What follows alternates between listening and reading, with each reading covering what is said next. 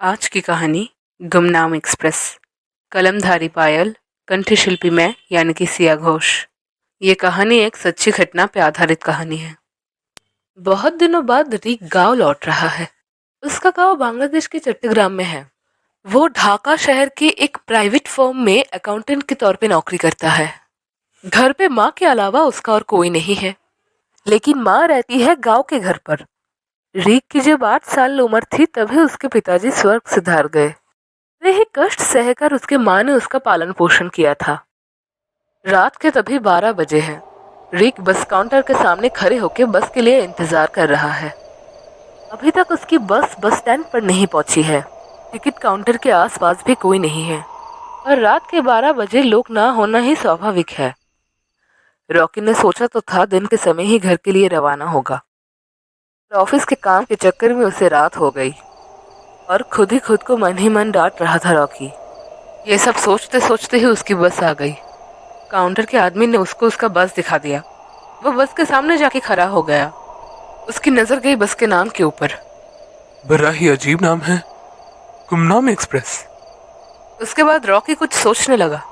उसे लगा कि उसने इस बस को पहले भी कहीं देखा है। जो भी हो, ज्यादा सोचने का समय नहीं था उसके पास। वह बस पे चढ़ गया। बस पे चढ़ते ही वो देखता है बस में बहुत अंधेरा है। कुछ ठीक से दिखाई नहीं दे रहा है सिवाय यात्रियों की परछाई के। सभी लोग जैसे उसकी तरफ ही देख रहे थे। ज्यादा कुछ ना सोचते हुए वो अपने सीट की तरफ आगे बढ़ा। सीट पे बैठते ही उसने देखा, अरे, ये सीट इतनी भीगी क्यों हुई है? लग रहा है जैसे किसी ने जानबूझ के पानी डाल के सीट भिगा दिया। अभी कुछ नहीं हो सकता। वो सीट पर बैठ गया। उसी वक्त उसे ध्यान आया कि सारे यात्री उसी की तरफ देखे जा रहे हैं। ज्यादा ना दिमाग चलाते हुए उसने अपनी आंखें बंद कर ली। एक समय वो सो गया। बस अपने डेस्टिनेशन की ओर चलने लगा। लगभग 1 घंटे बाद रॉकी की नींद टूटी। लेकिन ये क्या? उसका पूरा बदन भीगा क्यों है? लग रहा है जैसे कि अभी पानी से उठ के आया।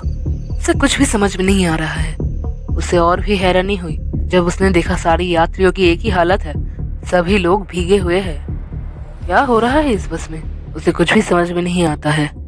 ये सब सोचते सोचते फिर से वो सो पड़ा। लगभग 2 घंटे बाद उसकी नींद टूटी। बस तभी भी ठीक से ही चल रहा था। अचानक उसकी आंख पड़ी बस के यात्रियों की तरफ। इसके बाद उसने जो देखा वो उसके लिए बिल्कुल भी प्रस्तुत नहीं था। ये क्या देखा उसने?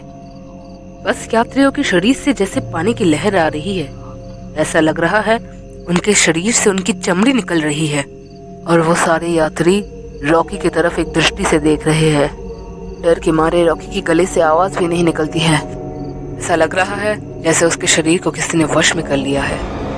इसी बीच उसको एक वारदात याद आती है। वो पहले से भी और ज्यादा हैरान हो उठता है। पहली बार बस को देखते ही उसे लगा था उसने इस बस को पहले भी कहीं देखा है, क्योंकि उस बस का नाम था गुमनाम एक्सप्रेस।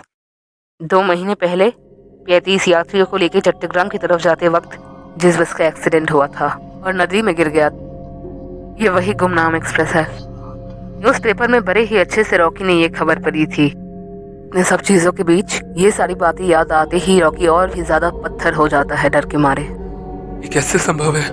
ये नहीं हो सकता। लेकिन अपनी आंखों के सामने घटी घटना को कैसे छुटला दे। इसके बाद रॉकी अपनी सीट पर ही बैठे बैठे बेहोश हो जाता है। होश लौटने के बाद रॉकी खुद को चट्टग्राम के बस स्टैंड पे आविष्कार करता है, जो उसका डेस्टिनेशन था। उसके आसपास बहुत लोग भीड़ जमाए बैठे हैं, लेकिन उसके दिमाग में एक ही सवाल घूम रहा था, वो कब और कैसे बस से उतरा। पिछली रात उसके साथ जो सारी घटनाएं हुई, क्या वो सब सच था? हजारों सवाल है दिमाग में, लेकिन किसी चीज का कोई जवाब नहीं है उसके पास। इस घटना के बाद रॉकी कभी भी घर की तरफ रात के समय में नहीं रवाना हुआ।